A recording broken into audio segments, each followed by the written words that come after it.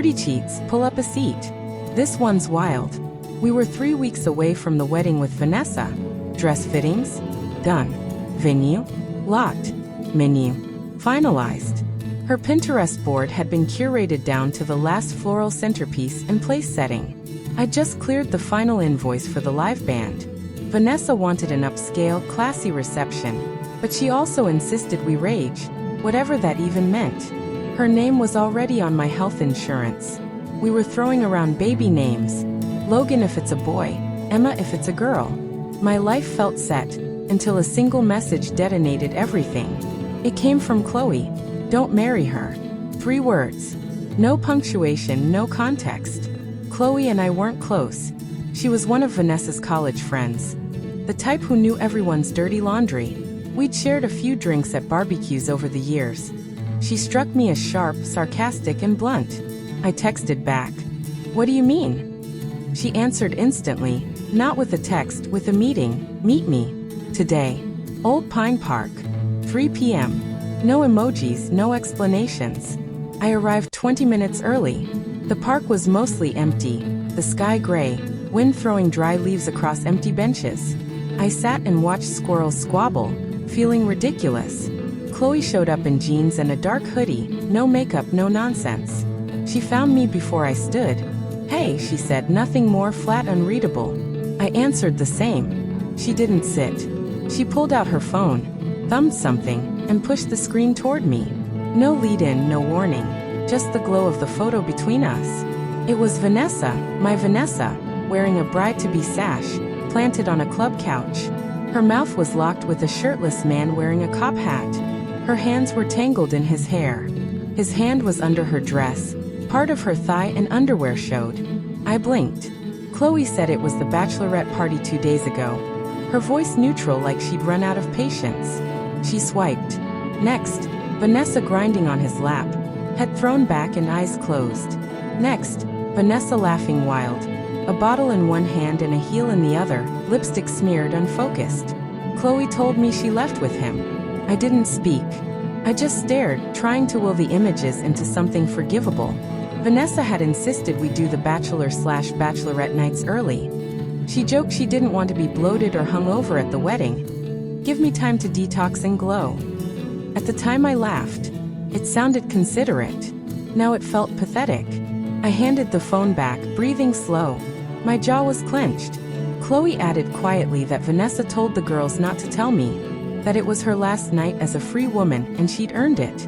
Her voice carried no drama, only tired resignation. Why are you telling me this? I asked. She didn't flinch. Because you deserve to know what you're marrying into.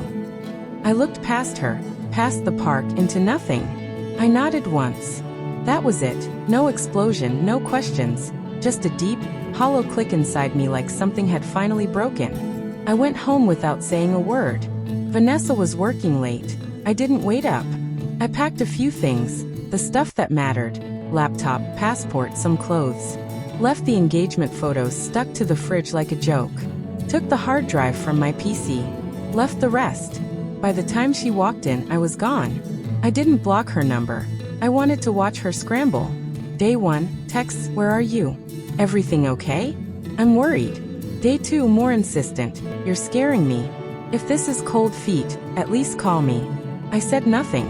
On day 3 I cracked and turned my phone on at a motel 2 towns over. It rang within 10 minutes. Her voice trembled. Where are you? What the hell is happening? You know exactly what's happening, I said. Long pause. I could hear her breathing. I didn't. I saw the pictures. Silence. You left with a nightclub dancer? That's not. Stop. Just stop. I know what I saw. I didn't sleep with him. You think I'm stupid? I was drunk. It was one mistake, one night. Her voice broke. I didn't mean for it to go that far. Please let me explain. Not like this. Let's talk in person. I had nothing to say. I hung up. She called 20 more times. I let them ring. Then the voicemails, crying, pleading, angry. Every single one saved. Not because I was moved, but because I wanted to burn every illusion I still had. Then the guilt campaign. Texts poured in. I'm falling apart. You're the only one who can calm me. The messages came hourly, then every 10 minutes. She switched to voicemails, thinking hearing her would crack me open. When that failed, she tried guilt. Everyone's asking questions. Do you know how humiliated I feel? I made one mistake and you're destroying everything. You're punishing me beyond reason. Like I was the villain for walking away. Like betrayal could be tabulated. Then came veiled threats. I don't know what I'll do if you stay silent. I saved every message and responded with silence. Then nothing.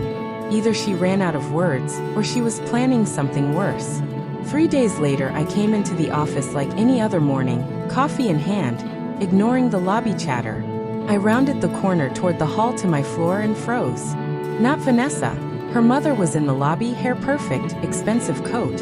A purse that probably cost more than my rent. She looked like she belonged at a country club, not standing in front of an office building. Her eyes locked on me. No smile. Can we talk somewhere private? She asked. I didn't answer. I walked toward the back hallway by the loading dock. Concrete, flickering lights, no people. She followed, silent. We stopped outside the freight elevator. She didn't sit. Didn't lean. Vanessa's a wreck, she said. I stayed quiet. She hasn't eaten. She barely sleeps. She won't stop crying. I waited. She made a mistake, she said, softer. No, I said. She made a choice. Then she lied about it. She hardened. She didn't sleep with him, she offered. I don't believe it anymore. She was drunk. One stupid night. A night she made sure I'd never know about. Her tone sharpened. Maybe if you'd been a better fiancé, she wouldn't have acted out. That hit like a slap. I didn't flinch. So now it's my fault, I said. You two were perfect together, she snapped. No, I replied. She was perfect when I didn't know who she was. She looked around like she needed air. You're really going to walk away from everything? From her. Her jaw clenched. You're making a mistake, she said, icy. And when this blows over, don't expect her to take you back. I nodded once. Goodbye, ma'am. Then I walked away without looking back and blocked her number. That wasn't the end. 2 days later, the father arrived, waiting in the motel parking lot when I stepped out to smoke, leaning on a silver BMW, phone pocketed as soon as he saw me. You're hard to track down, he said. I inhaled, said nothing. We need to talk. Pretty sure we don't, I answered. He moved closer. You embarrassed her. You humiliated our family. People are talking. She did that herself, I shot back. He narrowed his eyes. We've put down over 30 grand. Venue, food, florals, dress, photographer. Do you understand the damage? So she cheats and I owe you money? You walked away from a binding agreement. Show me the contract. He didn't like that. I always thought you were a little off, he muttered. Quiet, always watching. My wife said you had killer eyes. Should have trusted her gut. Killer eyes, I repeated. Nice. She's still willing to forgive you. That's generous. He stepped in too close. Listen, son. I don't care how much this hurt your feelings. You either show up and fix this or you'll be paying us back in court. I flicked the cigarette at his feet. Try me. The next morning, Vanessa showed up. This time she texted first, said she needed 5 minutes, and that she was parked outside. I looked out. She sat in her white Lexus, engine idling, hands clenched on the wheel like she might snap it. I don't know why I went down. Maybe I wanted to see how far she'd fall. I got in the passenger seat. You look like crap, I said. She gave a humorless laugh. So do you. We sat in silence. Her eyeliner was smudged, but she'd made an effort. Lips painted like she thought this was a date. I miss you, she whispered. No, you miss control, I shot back. She searched my face like she was trying to find an old version of me. Then low and earnest, look, if it'll make things right, you can sleep with someone. Just once. Pick whoever. I won't be mad. We're engaged. It should count for something. I blinked. What? I'm serious, she said. Not revenge balance. You deserve something too. I stared at her, expression empty. You think letting me sleep with someone erases what you did? I think it's a gesture, she said. No, I said. It's pathetic. Her face twisted. I'm trying. Okay. I'm doing everything I can to fix your image. I cut in. Not your character. Don't do that, she snapped. Don't act holier than thou like you haven't ever. I never cheated on you, she hissed. You're treating me like a criminal. I'm acting like a man who watched his fiancée make out with a dancer in front of her friends, then tried to buy me off with permission to sleep around. That's not love. It's damage. Something in her snapped. She hit me, not hard, a quick slap to my shoulder, then an open palm to my chest. I hate you, she screamed, shoving me hard enough to rock me against the door. You're cold. You're heartless. I met her eyes calm. No, I just finally see you clearly. I opened the door and stepped out. Don't walk away again, she yelled. You're not finished with me. I turned once. You offered me a hall pass like a discount coupon, I said. That's all I need to know about you. Then I left and didn't look back. Vanessa didn't disappear after that. If anything, she doubled down. She started sending voice notes instead of texts, thinking the sound of her sobbing would crack me open. Always the same cycle.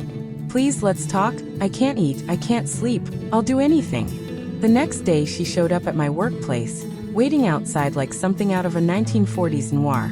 Coat, sunglasses, arms wrapped tight. I stopped. It went cold for a moment, then she came at me. If you come near me again, I said, I'll call the police. Her mouth dropped open. You'd really do that to me? She asked. Try me, I answered and walked straight inside. She remained rooted on the sidewalk, watching. That night I booked a legal consultation. The next morning I sat across from a lawyer in a quiet office above a tile showroom. He looked like a no-nonsense 40-something, sleeves rolled businesslike. He scrolled through the messages on my phone one by one. This is more than enough, he said. She won't leave you alone. Showing up, blowing up your phone. That's a pattern. She's not dangerous, I protested. She's just spiraling. That's enough, he countered. You don't have to wait until she crosses a bigger line. She's already crossed plenty. He tapped his pen against the screen. What she's doing at your workplace seals it. Showing up at your job uninvited, that's pressure. It's not okay. I leaned back and said what I'd been feeling. She used to be calculated. Now she was on fire, trying to pull me into the chaos with her. Breakups don't make people lose it, he said. They just reveal who never had it together. He drafted the papers quickly and walked me through the language. This won't stop her feelings, he warned, but it'll put a wall between her and you. 3 days later a court officer served the order. No contact, no calls, no messages, no showing up where I was known to be. I thought that would end it. It didn't. I was grabbing coffee in the office kitchen when the front desk girl called down the hall. She says she's your fiancé. I walked into the lobby to find Vanessa standing there in a black blazer, heels, war paint lipstick, face tight, chest heaving, a thick stapled packet in her hand. The moment she saw me, she strode forward and hurled a stack of legal papers at my chest. Pages slapped across me and fluttered to the floor. You want a war? She snapped. Fine, here's your war. I looked down. The top read Morgan v. My name, civil filing, $32,800. The same itemized list I glimpsed earlier, now warm from her hand. They were suing me. No, Vanessa hissed. We're suing you. You don't just disappear and humiliate people like this. You left me to clean up the mess. You made the mess, I said coldly. I made one mistake. You made 10 after it, she charged, stepping closer. You think walking away makes you a hero? You're a coward and an actress in a role that's not landing. Her jaw tightened, her eyes flashed, not with tears, but with rage. My parents are respected. I am respected. Do you think you can vanish and make us look like trash? I bent, picked up the papers, and handed them back. You're doing a great job of embarrassing yourselves on your own, I said. She slapped the papers from my hand again. I swear to God if you don't make this right. What? You'll cry harder? Send another threat? Show up with more emotional damages. She scanned the lobby, noticing people watching, phones out. Her voice lowered. This doesn't have to get worse. I smiled. Oh, it's already over. I turned and walked away. She didn't follow. That afternoon I dropped the crumpled lawsuit packet on my lawyer's desk. She brought it herself, I said. Threw it in my face in front of my coworkers. He flipped through it calmly. Venue deposit, catering, florals, makeup trials, photographer dress. They're embarrassing themselves, he said. He checked the documents. They don't have a contract. No prenup, no written agreement on financial responsibility. The emotional damage claim is laughable. It'll be tossed before a judge even blinks. You don't owe them anything. I sighed. He turned to the final page. Emotional damages for abandoning the bride during a committed contract of engagement. I stared. They actually put that in writing. He nodded. They think you'll fold to avoid pressure and gossip. They don't know you. That night I posted one short note online. The wedding is canceled. There will be no new date. Please respect my privacy. 10 minutes later I got a voicemail from Vanessa's sister, voice thick with venom. You're breaking her, she spat. She's not sleeping, not eating. She's going to end up in the hospital, and you're just standing there watching her bleed. I didn't respond. I didn't save it. Later that day my phone rang from an unknown number. The voicemail was Vanessa's, voice thin and trembling. I'm going to the bridge. If you don't come, it's on you. I drove like a man possessed. My heart was steady. Not because I feared she'd kill herself, but because if she was serious there needed to be a clear line in the sand. It was raining when I arrived, cold, needling rain that stung the face. She stood at the rail, arms spread, soaked in that dumb white trench coat she used to love. "Don't!" I yelled as I jogged up. She turned slowly. Mascara ran down her cheeks, wet hair clinging to her neck. Her smile was soft, too soft. "I knew you'd come." "You don't scare me," I said. "I scare myself," she whispered. I stepped closer, hands in pockets, calm. "No panic. Not this time. You don't want to jump, Vanessa." She cocked her head. "How do you know?" "Because you wore makeup," I said. She blinked. "What? If this was real, you wouldn't care how you look. You're here because you want me to run, to cry, to beg, to hold you." Silence. "You don't want to die," I said. "You want to win." "I want you to see what you're doing to me," she whispered. "No," I said. "I want you to see what you did to us." "You could forgive me," she said, voice shaking. "People get over worse." "I'm not people," she added, taking a breath. "Please don't leave me like this." "You already left me," I said. "You betrayed me. You lied. You made everyone lie for you. That's who you are." She slapped me hard, rain dripping from her fingers. I didn't flinch. I turned and left. She didn't jump. The courtroom wasn't full, but the tension made the air thick. Her parents sat at the plaintiff's table, polished and stiff. Her mother in pearls, her father in a tailored suit wearing a smug look that didn't last. Vanessa wasn't present. Of course she wasn't. She had them fight her battles while she stayed hidden. Her parents' lawyer began by reciting their claim like a script. My clients invested substantial resources toward a formal union that was abruptly abandoned by the defendant. This caused not only financial loss but emotional distress. My lawyer stood. "Your Honor, permission to respond directly?" The judge nodded. He stepped forward, calm and controlled, and laid out why the wedding didn't happen, in detailed evidence. He dropped a binder of texts and screenshots on the table, then produced a sealed evidence bag containing a delicate pair of white lace underwear. The judge blinked. The gallery murmured. "These were recovered from a man named Marcus Bell," my lawyer explained. "He was the performer at Miss Morgan's bachelorette event. He left the city shortly after but was recently contacted and interviewed. He provided a sworn statement confirming Miss Morgan left the venue with him that night, stayed at his apartment, and left these behind." Gasps rippled through the courtroom. The judge leaned forward, adjusting his glasses. "You're saying this came directly from the individual involved?" he asked. "Yes, Your Honor," my lawyer replied. He stated Miss Morgan said, quote, "It's my last night as a free woman. Might as well enjoy it." Vanessa's mother made a faint embarrassed sound. Her father's hand clenched. "Is the plaintiff disputing any of this?" the judge asked sharply. Their attorney fumbled. "Your Honor, my clients were unaware of these developments." "That's your defense?" the judge snapped. "Unaware." He lifted the plastic bag in 2 fingers, disgust clear. "This is not how a bride prepares for marriage. This is not emotional injury. This is a cover-up." He turned to her parents. "You're lucky I'm only dismissing the case." Then he nodded at me. "This man doesn't owe you $1, and your daughter owes him the truth." He paused, then added, blunt and clear, "Maybe what she really needs is a mirror." He slammed the gavel. Case dismissed with prejudice. They left the courtroom quickly. Her father strode ahead, trying to outrun humiliation. Her mother followed, heels clicking, clutching the dismissed papers in manicured fingers. But in the courthouse hallway her mother snapped. "This is your fault," she hissed at her husband, loud enough for others to hear. "You were the one who let her grow up thinking she could lie her way out of anything." Her husband spun. "Oh, don't you start with that," he growled. "You covered for her every time she screwed up." "I didn't cover for her. I protected her," she shot back. "Someone had to. You were too busy golfing to be a father." The argument exploded, echoing off the marble. People stopped and watched. Her mother barked. "She humiliated us. She disgraced this family." Her father pointed at me. "She didn't disgrace us. She did." Her mother turned on me with blazing eyes, finger pointed. "This is what you wanted, isn't it? To ruin her. To make us a circus."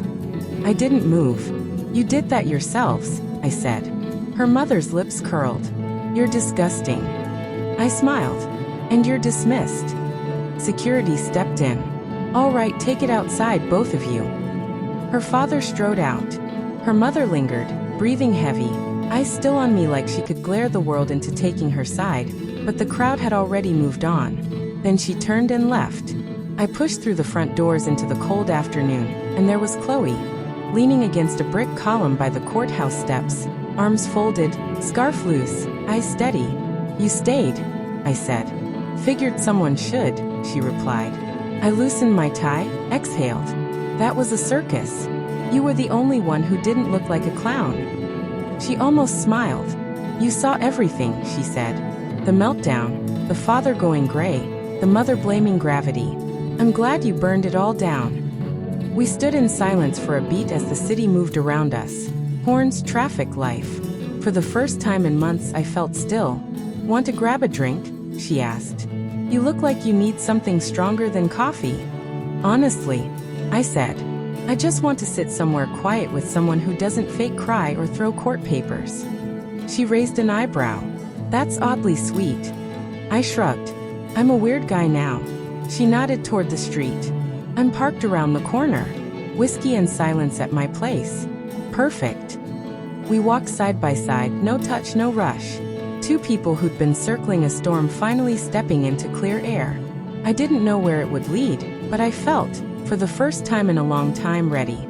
3 weeks passed. No text from Vanessa. No more bridge theatrics, no voice memos, no surprise show-ups. She went dark. For a while I thought maybe she'd moved on or buried it in therapy and wine. Silence doesn't always mean peace. It can mean something brewing. I didn't check her socials. I didn't ask about her. The news came anyway, from Chloe one evening on her couch while we half-watched a movie. Her phone lit up. She passed it to me. The message read, Vanessa checked herself in psychiatric care facility breakdown. Her parents tried to keep it quiet. I read the message again and set the phone down. Chloe told me she'd vanished for 2 days, left her phone at home, was found sleeping in her car at a rest stop an hour away. Didn't remember getting there. This isn't playing for sympathy, Chloe said. This was messy and real. Her mother went silent for days. Her father called lawyers trying to scrub records. Chloe asked me, do you feel bad for her? I thought about it. No, I said quietly. I just feel nothing. That surprised me more than anything. Not the breakdown, not the silence, but the weightlessness. She'd burned the entire structure to the ground, and in the ashes there was nothing left for me to mourn.